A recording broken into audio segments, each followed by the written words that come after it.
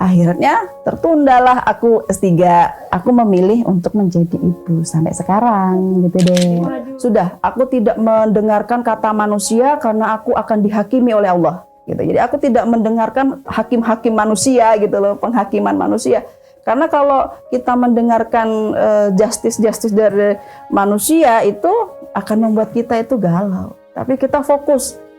Nanti Allah tanya apa sih sama aku gitu. Allah tanya apa sama aku ketika aku di akhirat. Itu pengorbanan ibu, maksudnya aku sampai nggak karir, kemudian aku rela dengan badan yang melar karena melahirkan 5 anak. Bayangkan dong Devi kan, nyusuin mereka. Aku jadi ibu rumah tangga yang setiap hari yang difikirkan adalah menu anakku hari ini apa, kayak gitu ya.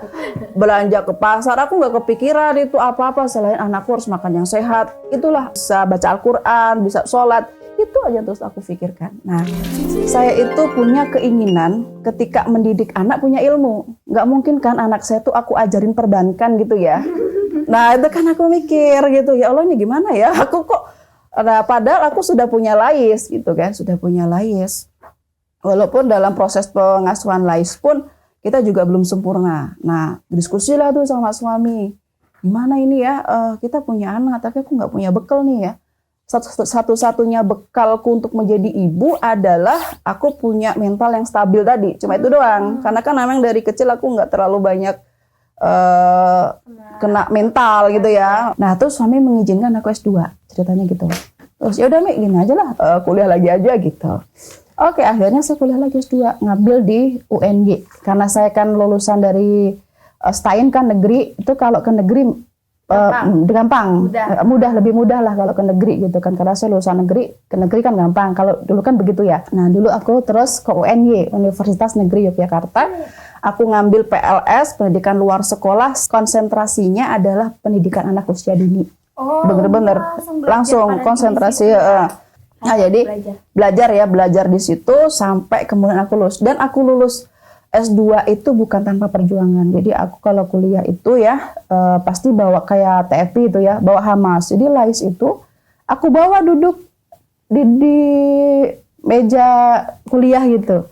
Dan aku motivasi karena dulu ketika hamil Lais itu aku sudah punya pemahaman bahwa anak itu sesuai dengan persepsi yang kita sampaikan. Maka ketika hamil tuh aku selalu motivasi ke Lais tuh, nah kamu adalah pejuang gitu-gitu, terus kamu nanti jadi anak yang tenang. Jadi pas ketika saya S2 dengan bawa balita, saya izin sama profesor yang kan S2 itu kan profesor ya yang izin. Pak maaf ya saya bawa bayi, saya pastikan bayi saya itu tidak akan ribut. Ya sudah, saya ambil aja bayi duduk gitu kan si Lais tuh. Bahkan 1,5 tahun aku lulus S2. Nah pas aku pidato kelulusan kan pada waktu itu kan kumlot ya. Di pasca sarjana itu kumlot, IPK aku 3,9 dong gitu ya. Nah itu terus jadi perwakilan ini pidato mahasiswa kan biasa yang paling ini ya, yang paling tinggi kan. Nah itu pas hamil Mikdam 3 bulan di dalam perut. Jadi aku wisuda S2 itu sudah punya anak 2 dan 1 di dalam perut. Nah gitu kan. Nah, sebetulnya gitu ya, setelah aku S2 itu aku punya banyak peluang untuk S3 karena kan aku kumlot tuh ya. Bisa di luar atau di luar negeri atau di dalam negeri pada waktu itu. Nah, setelah diskusi dengan suami, saya juga bingung nih ya kalau misalnya punya bayi 3 gitu. Akhirnya tertundalah aku S3. Aku memilih untuk menjadi ibu sampai sekarang gitu deh. Waduh, perjalanannya panjang sekali, Masya Allah. Jadi gitu, ya. Itu perjalanan hidupku yang penuh dengan lika-liku ya gitu. Tapi Umi tadi perjalanannya panjang banget. Terus Umi kenapa alasannya memilih untuk nggak berkarir gitu kan? Sedangkan mungkin dari tadi aku dengar perekonomian Umi juga sedang tidak baik-baik saja ya gitu. Tapi Umi tetap belajar di sini lebih memilih anak-anak Umi dan sebagainya. Sedangkan yang di luar sana itu banyak orang yang S2 tapi dia memilih karir gitu.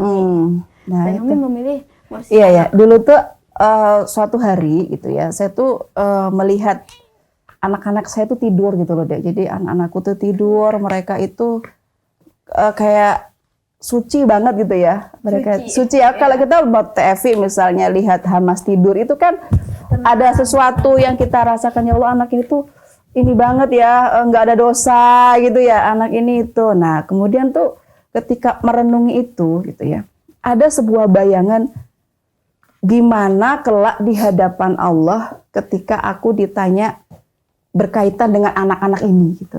Jadi berkaitan anak-anakku yang mereka itu tanggung jawabku gitu. Jadi kita tidak akan pernah ditanya seberapa gajimu, kita nggak akan pernah ditanya seberapa penghasilanmu, tapi kita pasti akan ditanya oleh Allah bagaimana kepengurusanmu terhadap anak-anakmu gitu. Karena yang menanyakan gaji itu hanya manusia, sedangkan yang menanyakan berkaitan dengan anak-anak itu Allah. Dan ketika ketemu Allah itu nggak ada pembela. Jadi aku tuh bayangin ya Allah nanti dihakimi gitu ya, Suki misalnya, itu Lais kenapa dia bermaksiat? Itu kan aku dapat ya. Terus Laisnya bilang tuh ya Allah karena dulu umiku itu, mungkin di akhirat nggak tahu ya apakah mau menyampaikan umi atau nama ya. Karena kan itu pengadilan gitu ya. Karena dia nggak pernah kasih tahu aku tentang akidah, dia nggak pernah kasih tahu, dia nggak ngajarin aku sholat, nggak ngajarin aku baca Al-Quran. Aduh gimana itu kan, aku udah sedih banget. Terus, ya Allah gimana ya, nanti kalau aku ditanya walaupun cuma 5, tapi kalau pertanyaannya banyak itu kan yang membuat kita gemetaran ya, apalagi Devi mau 2 gitu kan. Semakin banyak anak berarti kan semakin banyak pertanyaan. Kayak misalnya semakin banyak harta semakin banyak pertanyaan gitu ya. Maka aku tuh dikasih nikmat di anak-anak, nggak dikasih nikmat di harta gitu ya. Maka ini harus aku pertanggungjawabkan gitu dong ya. Aduh ini gimana? Nah terus muncullah kemudian banyak pertimbangan. Walaupun dari tekanan lingkungan gitu itu juga mau S2, mau apa juga dapur, sumur, kasur itu sudah biasa. Jangankan yang S2 ya, yang S1 aja yang dapat kayak gitu kan banyak ya. Mesti sudah sarjana, gimana gitu ya. Nah, pas waktu itu saya telepon bapak saya kan. Saya bilang, "Pak, ini gimana nih? Aku sudah lulus S2 gitu. Posisinya aku punya bayi gitu." Nah, kita masih ingat tuh cita-cita kita zaman dulu gitu. Maksudnya Bapak kan pernah berpesan bahwa kita itu harus mencerdaskan kehidupan bangsa gitu ya. Ya Allah Bapak tuh. Nah, jadi mencerdaskan kehidupan bangsa itu tidak harus menjadi seorang yang kita punya profesi gitu loh. Jadi kita nggak harus punya orang profesi, kamu profesinya apa gitu. Selama kamu memberikan manfaat kepada orang lain, itu bagi Bapak is okay gitu. Jadi itu yang support system saya gitu ya ketika itu. Kemudian saya tanya ke suami, memang suami udah berpesan gitu, kalau punya anak nggak usah lah kerja lah gitu ya, kita urus anak. Nah itu suami memang sudah kalau kita kan suami sama aku kan memang basicnya dalil ya, tapi kan aku butuh effort gitu, maksud butuh apa yang membuat aku tuh bisa mengambil keputusan ini gitu. Nah, butuh alasan besar. Aku diskusi sama bapakku begitu, kemudian aku ngaji. Oh ternyata manusia itu dia harus punya nih tujuan hidup gitu ya. Tujuan hidupnya tuh akhirat atau dunia. Nah kayak gitu ya. Akhirnya setelah aku berpikir, aku bisa kok mengejar pahala akhirat meskipun aku nggak punya profesi gitu. Ya kan, aku nggak punya profesi. Aku menyampaikan ilmuku yang sudah aku pelajari, walaupun nggak punya profesi pun, aku tetap bisa ngejar akhirat kan, walaupun aku punya anak-anak yang mungkin di rumah gitu. Nah, karena tujuannya akhirat, maka itu lebih menguatkan hati pada waktu itu. Jadi sudah, aku tidak mendengarkan kata manusia karena aku akan dihakimi oleh Allah. Gitu. Jadi aku tidak mendengarkan hakim-hakim manusia gitu loh, penghakiman manusia. Karena kalau kita mendengarkan justice dari manusia itu akan membuat kita itu galau. Tapi kita fokus. Nanti Allah tanya apa sih sama aku gitu. Allah tanya apa sama aku ketika aku di akhirat. Nah kayak gitu. Itu yang benar-benar buat aku tuh tetap bertahan menjadi ibu rumah tangga, karena aku nggak mau ketika nanti aku di akhirat aku ditanya berkaitan akidah anakku, berkaitan dengan adab anakku gitu. Sedangkan itu tanggung jawab aku gitu. Itu deh. Nah itu effortnya ya. Jadi yang membuat aku sangat meskipun aku menjadi gendut gitu ya. Bayangkan aku dulu itu waktu masih muda itu 55. Maaf ya ini ngomong BB ya. Ini menyemangati orang-orang yang punya BB over kayak aku ya. Nah, terus aku menikah dong, punya anak 5 dong, naik 30 kilo sekarang 85. Bahagia Ya Allah. banget. Aku tuh mau diet, curhat-curhat. Tapi ya kataku ya, dapat yang sehat bisa ngurus anak-anak gitu ya. Jadi semua pengorbanan itu ya sampai Dua-duanya jangan dimainin sama abang. oh ya, jadi itu pengorbanan ibu maksudnya. Aku sampai nggak karir, kemudian aku rela dengan badan yang melar karena melahirkan 5 anak. Bayangkan dong Devi kan, nyusuin mereka. Aku jadi ibu rumah tangga yang setiap hari yang difikirkan adalah menu anakku hari ini apa, kayak gitu ya.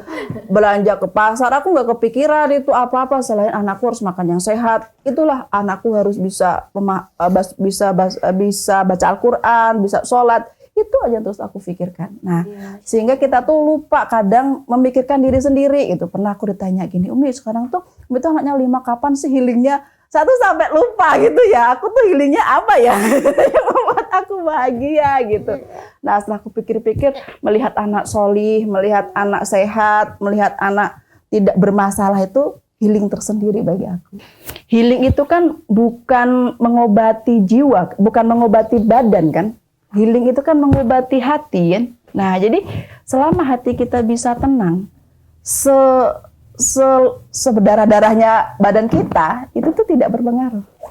Coba bayangkan orang-orang Palestina, kapan mereka healing? Iya. Ya kan? Padahal ngelihat anak solih tuh udah bahagia ya, Mia. Kenapa dalam doanya kan begitu ya? Aswajina wa zuriyatina qurrata ayun wa ja'alna lil muttaqina imama. Jadi jadikanlah suamiku, anak-anakku itu menjadi penyakit hati.